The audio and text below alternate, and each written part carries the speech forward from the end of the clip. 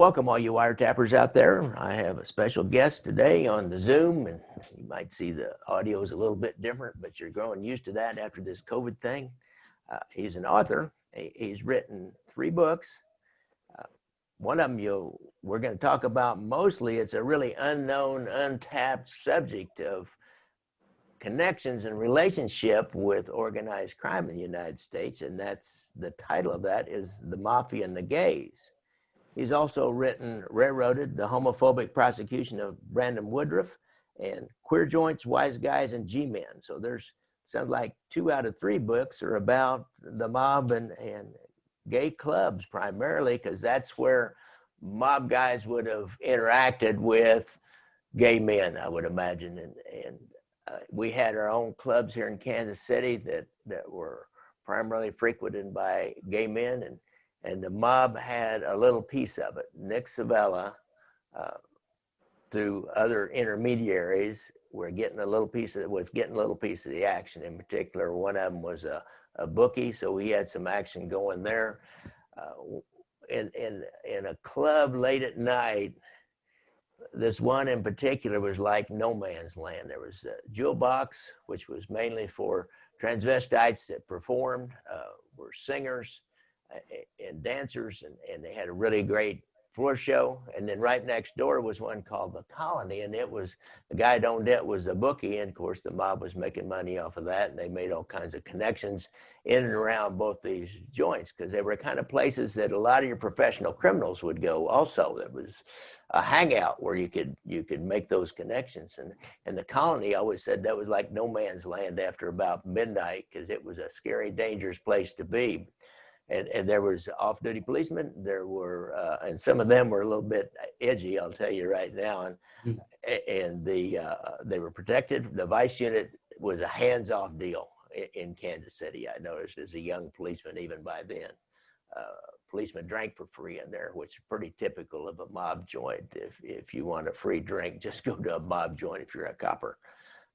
But there was also some of the dancers and the performers, the transvestite joint next door, the jewel box would go in there.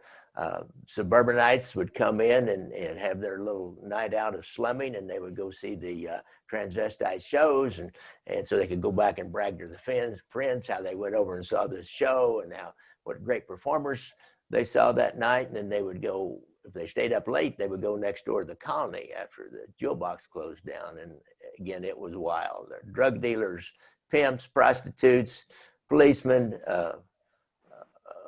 professional criminals of all stripes, performers from the jewel box, suburbanites, college boys would go in there. It was a wild and crazy place. And our friend here, Phillip Crawford, Mr. Crawford, has written a book about those exact kind of clubs in New York City and the New York mob. So Phillip, welcome. I really appreciate you being here. Thank you so much, Gary. I'm really glad to be here. Thanks for the invitation. So let's talk about the New York City scene, I guess, mainly because the most famous event, I'd say, in gay history is the Stonewall, the riot at the Stonewall Inn, which was connected to the mob and a variety of other clubs down there. Is it the Greenwich Village area? Yeah, that's right. The Stonewall was in Greenwich Village, and that happened in 1969. And actually, the Stonewall had opened up 3 years earlier. I think it was 1967 it may have opened. The Stonewall was primarily owned by Matty Aniello. He was a Genovese capo, and he controlled much of the gay scene in New York. And the Genovese family generally did, but Matty Aniello in particular, did the day-to-day management of all these gay joints, together with many of the other crime families. I mean, it was a money maker for all of the New York's families, and particularly the Gambino family, and the Colombo family and the Bonanno family. They all had extensive interest in the gay joints. And what was interesting, it was such a lucrative enterprise that what they ended up doing is basically ceding control over all of them to Matty Aniello, and he kind of oversaw everybody's interests from various soldiers and capos and crime families. And he oversaw it all for everybody. So it all operated relatively smoothly, and you didn't have a lot of, disputes among, the different families in terms of, who was getting a piece of what action. He did a real good job at it. He was a really well-liked guy. He was a good negotiator. He resolved disputes among everybody in the bar scene. And he just turned it into a moneymaker for these crime families.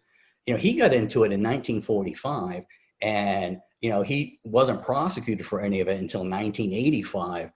So he had a, good 40-year run, in this racket, and just made everybody a pile of money. Oh, that's Matty the Horse, who was a Genovese man. I think this recent, didn't he run a whole lot of peep shows and different things like that in 42nd Street, back when 42nd Street was such a going Jesse? They just had I didn't ever see it, a TV series about the Deuce. I think they called it the Deuce, and he was a central character in that. Is that correct? That's right. Yeah, he was involved with a lot of the porno. He was involved with a lot of the peep shows, a lot of the go-go joints, a lot of the gambling. A lot of the bars, out of which gambling operated. And what's interesting, before the porn became so visible along in the Times Square area, Yanello actually had private shows for dancers in hotel rooms, and his people on the street would meet, men interested in viewing it, and they'd get pre-cleared to go see the porno shows, in private hotel rooms. But then, of course, the 60s came around, and then by the 70s, everything was out in public, and all bets were off, and the horses were off to the races.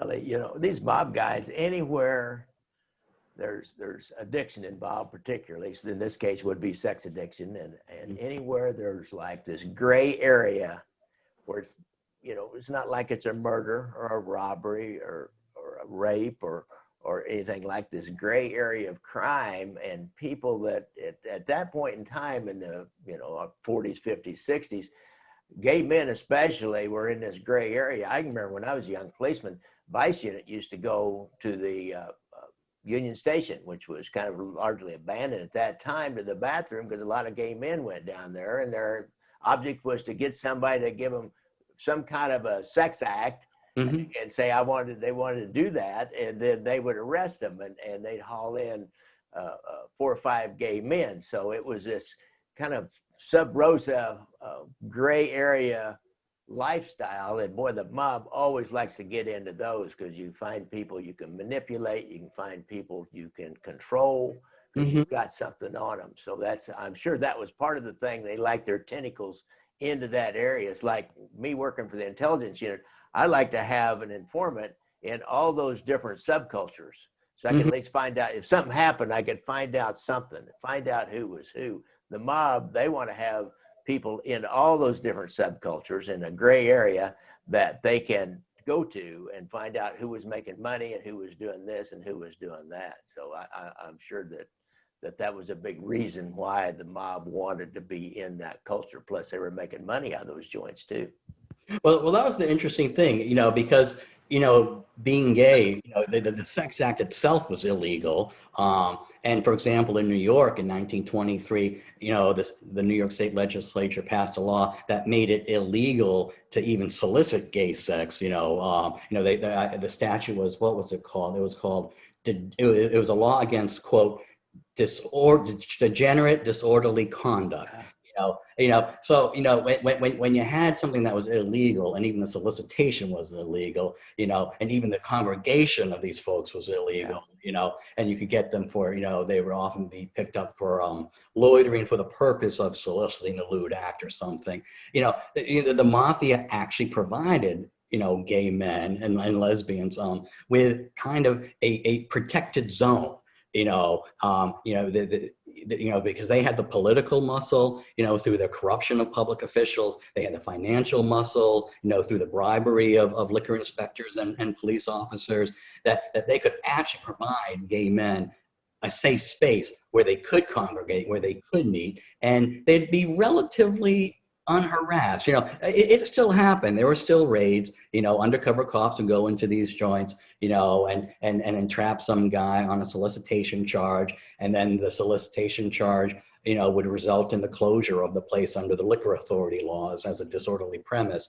But all in all, there was a degree of stability that the mafia provided the community through these establishments, which were just pervasive throughout New York City for decades. And it was kind of an uneasy relationship where, on the one hand, the mafia provided the gay men with some protection, but as you were alluding to earlier, if the mafia needed something from one of these gay men, they knew how to get it. In fact, that was one of the reasons for the Stonewall raids back in 1969, is the NYPD didn't go into Stonewall with the intent of harassing gay people. They went in there because they were looking for some Wall Street bonds that they believe the mob had in possession after they had blackmailed a Wall Street executive to steal the bonds. Because back then they were all bearer bonds. If you had the bonds, you were good in the secondary market with them. And the mob did this a lot of times. They did it with people, on Wall Street. They did it with political officials. They did it with judges. And, they ruined a lot of lives. So that was it was a very precarious relationship between the mafia and the gay men. And, on the one hand, we needed their protection. On the other hand, when it suited the mafia, they had no problem exploiting us either. Yeah, well, that's the mob. They have no problem exploiting anybody that shows any weakness, any little chink in a person's armor, any way they can get an edge on you, they're going to do it. It's like I've dealt with informants, and they were constantly trying to see where they might get some edge on me. Like, remember this one guy is wearing a nice leather coat, and I said, "Man, that's a nice coat you got." He said, "You want one?" He said, "I got 4 or 5 of these at home." And of course, he was dealing with boosters. Right. And I know he did give another guy a really expensive watch. The guy ended up getting in a shitload of trouble over it. But, they're just constantly looking for that edge to get control over somebody. And when you're gay in the 50s, 60s, and all the way up to the 70s, really into the middle 70s, you were illegal. With your normal lifestyle, you would be found illegal. You could lose your job. There was just all kinds of ways to blackmail you. So, a Wall Street guy who was gay, and they see him hanging out in a gay club, and they say, "Hey, where's that dude work? I heard somebody said he worked in Wall Street." And then you go take a look and see, oh, he's got access to these bonds, which I remember that there was a lot of that, stealing of bonds and then shipping them to another part of the country and then just selling them, like maybe $50,000, $100,000 in bonds, and nobody ever even really miss them. Mm-hmm. Yeah, they always knew how to maximize their assets. So that was the thing about the mafia. Yes, they did. You could go in any situation. They had 10 angles that they could exploit it by, and that's funny what they did with the gay bars. I mean, it wasn't just enough to have the gay bar and use it as an opportunity to either skim cash to avoid taxes, or alternatively to launder money in order to put it into the legitimate economy. Depending upon what their needs were, they could do either. But, they would also run drugs out of the bars. They'd run prostitution out of the bars. They'd run gambling out of the bars. There's just no end to what they could do in order to, maximize their asset. And with many of these gay bars, it wasn't just the gay bar they operated, but, oftentimes they owned the real estate out of which the gay bar operated. They would also have, ties to the business brokers who specialize in the sale and purchase of bars and nightclubs, or restaurants. Then they would have, ties to the people who did the lighting and the sound, and tied to this, you'd have mob up security firms, and there's just, the waste carding, the liquor supply. There's just, they had a monopoly on the gay bars, both horizontally and vertically. There's a really vertically integrated industry, and they just never missed an opportunity to make a buck out of what they were doing. And that was the genius of organized crime. They just knew every angle.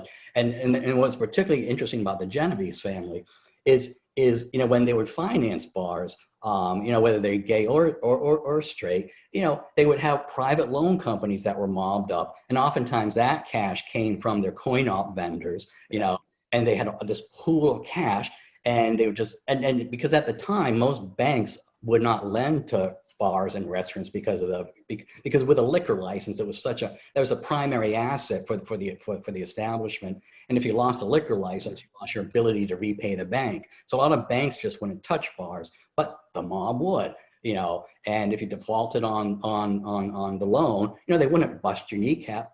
They would just, foreclose it, and then they owned another bar. And if it happened to be a straight bar, they'd convert it to a gay bar. And it was really just genius the way they worked and integrated every component of their rackets into the gay bar scene. Yeah, because I would imagine Quite genius. Really, kind of like San Francisco. I think New York. You got to understand, folks, that there was a lot of prejudice against gay men out here in the hinterland, shall we say, in Kansas City, and particularly a lot of gay men migrated to San Francisco, but I'd say just as many migrated to New York and created a huge big scene after World War II on up in the 50s and 60s, because it would feel a lot safer in New York City than it would in Kansas City. Mm-hmm. What about Chicago? Did a lot of the gay guys from Kansas City go to Chicago? Because that was a pretty open place, and yeah, and again, the mob had such control over the gay scene there, and they provided a lot of opportunities for gay men. Oh yeah, I got this one guy, Red Wimet, who was in the porn business up there. You had Red? Yeah, Red, and Red, he did some great work up there with on the outfit, and they're showing their control of the porn business, and they were constantly trying to control that. And the gay bars are all, if you think about it, in a lot of areas, almost be like a red light zone or a combat zone, like they tried to do in Boston, a combat zone where there'll be 2 or 3 gay bars, be some peep shows and some porn theater, at least one kind of anchor porn theater. And we had that in Kansas City, and I think every major city in New York, Manhattan, they had a lot of 2 or 3 districts kind of like that, is my understanding. And they had that in Chicago up there by where Red's porn shop was. There were several other porn shops in that particular area. Yeah, I remembered reading that in Red's book about how he was in there from the mid 70s through the mid 80s or something, or early 70s to late 80s or whatever. And he was saying how that was it the Rush Street Crew? Yes, I believe it was Frank Swish from the Rush Street Crew. Yeah, they were just shaking down every go-go joint, every strip club, every porn shop, every bookstore, every gay bar. And feeding it through Vince Solano up to Joe Lombardo, and it was, and that was kind of another angle of what the mob would do. Sometimes they would own something directly because they financed it, and they provided the upfront money for establishing the place, But if it wasn't their joint, they still wanted a piece of it, They'd get that protection money, and you'd have to pay your street tax to these guys. You may have to pay in Chicago. You definitely have to pay a street tax more than likely if you're a gray area business. But also, as you said before, there would be a mob-connected cleanup company. They would be the people you had to hire to come in and clean up afterwards. Of course, your vending machines were mob-owned, and so you had to put their vending machines in. You had to. You had to go to them if you had any help. Say you got a gung-ho young district copper that all of a sudden started paying attention to you. Well, then you'd have to go to the mob, and the mob could then reach out through their political contacts, their contacts, and the captain or whatever to get that kind of wayward policeman back off of them again. So they just provide all kinds of services. And they were paying out a lot. I mean, I was astonished when I was starting to read some of the figures, that the mob was paying off, on a weekly or a monthly basis, per establishment, per cop. I mean, some of them were paying out $2,000 a month just to keep the police away. And, that's a lot of money. I mean, sometimes, in New York, in any given year, the mob would have 100 gay bars, and that was something Matty Ganiello was really genius at. He paid off everybody, and I mean, I'd love to see his expense sheet at the end of every year, where all that money went, because, he made a lot. He made millions and millions and millions, and he ran it all, in 1966. So it was this is typically Genovese. there was a new high-rise office building on West 50th Street. He was up on the 18th floor, had himself a nice big suite. He had a big office. He had his lawyer who used to be with the State Liquor Authority in one office. Then he had Benny Cohen, who was an old associate of Meyer Lansky, who was doing the financing end of it all. And they had their own law library, the conference room, and it was just a regular business. It was an old-fashioned factoring company. That was the He fit every stereotype too. He was the Italian mobster. He had the Jewish accountant, and was that an Irish lawyer or a German? Yeah. A lot of Jewish associates with the Genesis crime family. Yeah, less so on the Gambino side, but the Genovese, they really, after the repeal of Prohibition, I think they were the most successful in terms of making alliances with the Jewish mobsters and kind of bringing them into the fold. Interesting. So what other kind of stories you got in that book? What kind of things happened in some of these joints? Well, one of my favorite stories is about the Continental Baths. It's probably one of the most iconic gay bathhouses in New York City. And it opened up shortly before Stonewall, but it really had its heyday in the post-liberation years after Stonewall in the 70s, when, New York, and let me just backtrack a little bit. After Stonewall, everyone thought the mafia would get out of the gay bars because, there was a lot less stigma associated with being gay. It was a start of the modern day liberation movement for gay folks. There's a lot of pride, and, people are going to be out and loud. And so a lot of people thought that would be, and at the time, a lot of gay people wanted the mob out of the bars because they were exploiting them to such a degree. But it turned out that the gay community still really required the services of the mob. And the mob didn't want to leave either because it's a money maker for them. And so what you started to have a lot of just, what they were called, today they're called sex clubs. Back in the 70s, they were called orgy rooms. And, and they were primarily in the meatpacking district of New York City, where you had these big cavernous warehouse spaces. And, you still needed the mob to pay off the cops to keep them away from the public sex in these warehouses, and then the mob was providing, a lot of these places and the discos were becoming drug drops, in a lot of the gay community at the time. It was the party decades of the 70s. So they wanted the drugs, they wanted the sex, and the mob could fulfill both of those needs. So, you continue to have mob involvement in a lot of these places. For example, there's a lot of evidence suggesting that the infamous mine shaft was mob operated. And that closed in 1985 in the height of the AIDS crisis.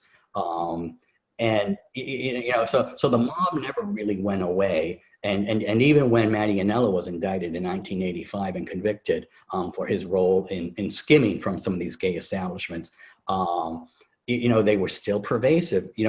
Obviously there were still legitimate, businessmen, some gay, some straight, in the gay industry after Stonewall, but the mob still had an extensive hold over many of these places. And you could always kind of tell which ones were mob owned because they would have back rooms for anonymous sex. They'd be involved in prostitution, sometimes underage. There'd be drug activity. And, so anytime you had a real kind of, and it didn't even necessarily have to be a seedy place in terms of a dive. But a lot of them were very kind of sophisticated, well put together establishments. But you could always tell that the mob would be in those places. And that included a lot of the bathhouses, not all the bathhouses, but many of them. And among them was Steve Ostro's Continental Baths up in the Hotel Ansonia on the Upper West Side. And he he was an old classically trained opera singer, and he went into the gay bathhouse business. But he was singing the Star Spangled Banner at the Italian American rally that Joe Colombo organized. Oh, really? And he was singing the Star Spangled Banner while Colombo gets shot. And that's kind of how close the connection was between the mafia and the gays. That Colombo had no problem having this old queen sing the Star Spangled Banner. And, what had happened, for Steve Ostro is he got the Colombo family involved because they offered to provide him protection from a rival mafia family from being shaken down if he agreed to install their vending machines. And then the relationship just, grew over the years. And as he said in his book, he wrote a memoir about his experience. And he said he doesn't regret any of it. He goes, I needed the mob protection, and they made life much easier for me. They cut through red tape. He had to, provide some taxes, to some agency. I don't know if it was property tax or business tax or what it was. I can't recall. But he said he didn't have the cash. He called them the Colombo family. They had a bag man drop the cash off to them, and they just took care of it. It's funny because on the one hand, it's fair to say we don't want the mafia around, but on the other hand, New York gay life or nightlife generally was you were talking about it earlier about how wild and crazy that place was next to the jewel box. Well, they definitely knew how to throw a fun party, Yeah. Yeah. So the gay community basically kept them around. After Stonewall, a lot of the gay activists were still trying to push to get the mafia out of the bars, but that kind of fizzled out, by the 73 or 1974. And then basically the gay community just capitulated and said, we're having fun with the mafia, let it be. And no one ever said another word again. And that was it. But their influence is pervasive on the Upper East Side, the Upper West Side, Times Square, Greenwich Village. Any area where you had a significant gay population, the mafia was there. And that's another thing too. Like a lot of people say that the mafia bars for the gay people were all these kind of dives. And they say that because that's what Stonewall was, and so people assumed that was typical of a gay bar, but it really wasn't. Just with straight bars that the mob owned, some were clip joints where they were ripping you off with watered down drinks. But others were relatively sophisticated, like the Copacabana. Copacabana, yeah. Frank Costello owned that at one time. Exactly. That was no clip joint. They weren't watering down the drinks. And even in the 50s and the 60s before Stonewall, you had really lovely gay bars. That was coat and tie. What they were called key clubs back then, private bottle clubs, and the mafia. Had depending upon what audience you were targeting, that would define the bar. If it was for a bunch of, drag queens or underage street hustlers, they were at the clip joints, in Greenwich Village. But on the Upper East Side, they were perfectly lovely to accommodate their clientele. So, it was the mafia were good businessmen. They knew what market they were serving. And they were just the ultimate capitalists. They were really good at what they did.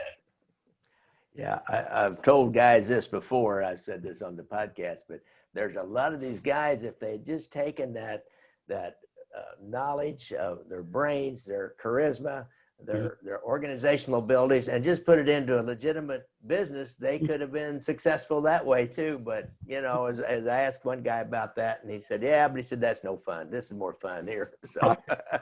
Right. But there's two ways to be a gangster, right? You can be involved in the illegal activity, an inherently illegal activity like drug trafficking, or you can go into the legitimate economy, but you still pursue it through illicit means, Right. But they just never have a clean angle to anything. They just right. But they don't like to have the normal rules apply to them. Right. Whenever they want to cut through the red tape, they want to just be able to pick up the phone and cut through the red tape, which is, for a small businessman, that can be gold.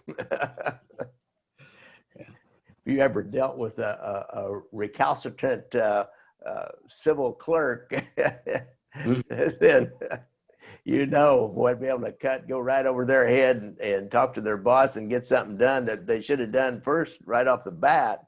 That's gold, man. But you got to pay for it. Yeah. I wish I knew what exactly was, because a lot of times, in a lot of these trials, you'll hear what the mob is bringing in. But, you never hear what they're bringing, what they're having to pay out very often. Yeah. And it's a lot. I bet they complain to no end about how much money they got to pay out. Everyone has their hand out, and wants something in. I bet they do too. But in the end, I'm sure they net nicely. Yeah.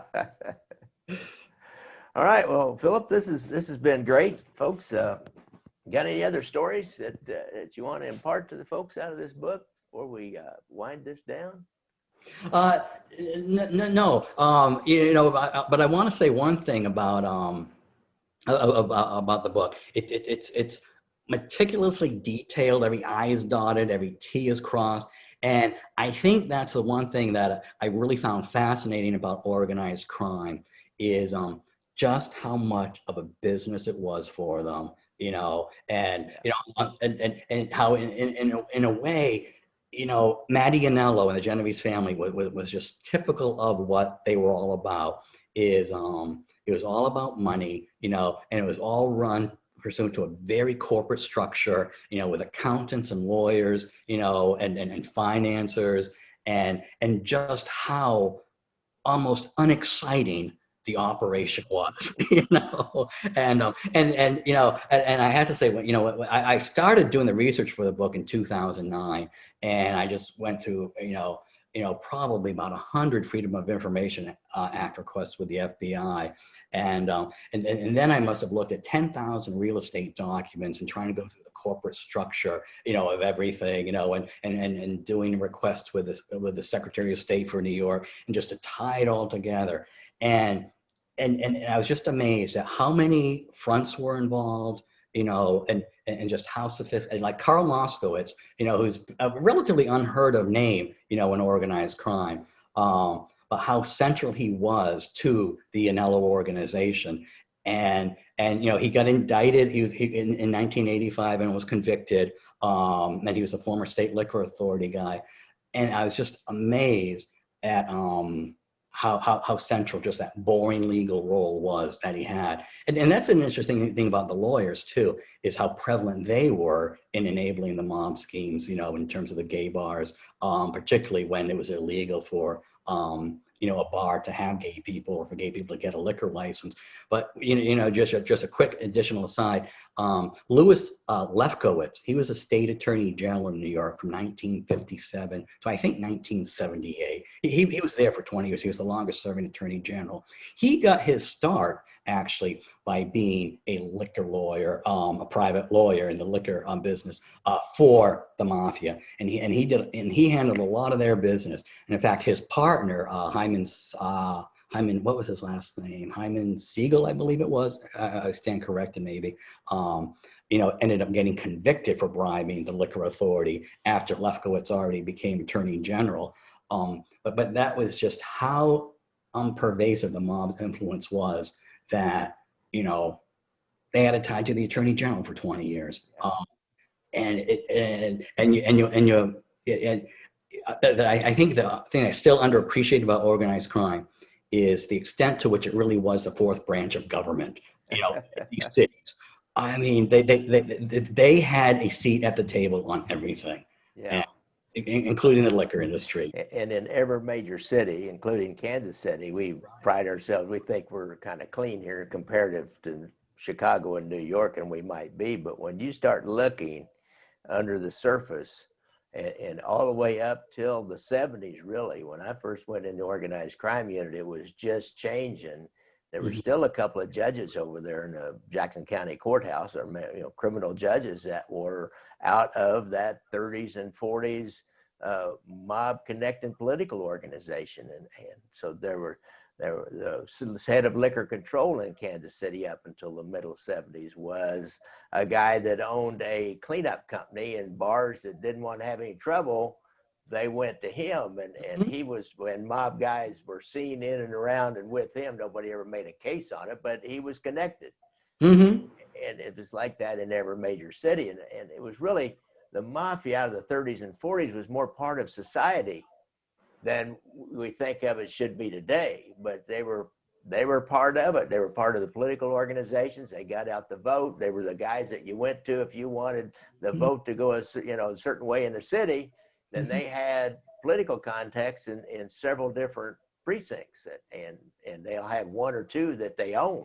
And so you want the vote out of that. And so that was, your legitimate, your other politicians then had to deal with them as equals, and had to, they couldn't say, oh, these are a bunch of criminals. We just push them aside. And it's just it's always amazing to me how much a part of society that organized crime, the La Cosa Nostra-based Italian organized crime, how connected they are to the larger society up until the 80s or 90s, up until the skim trials and the commission trial, and those trials put the heads away, and the federal government really came down on top of them. They were, they were an integral part of society, for better or for worse.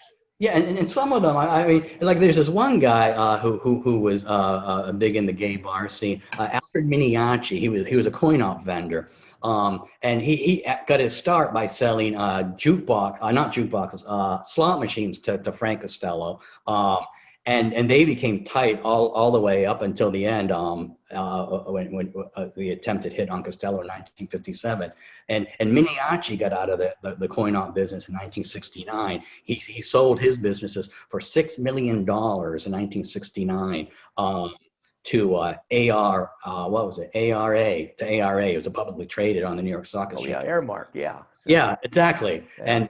And he was one of the major financiers for the mafia, for the Genovese family in particularly, of their restaurants and bars, including the gay clubs like the Peppermint Lounge. You know, he worked with Johnny Biello and then Matty Anello.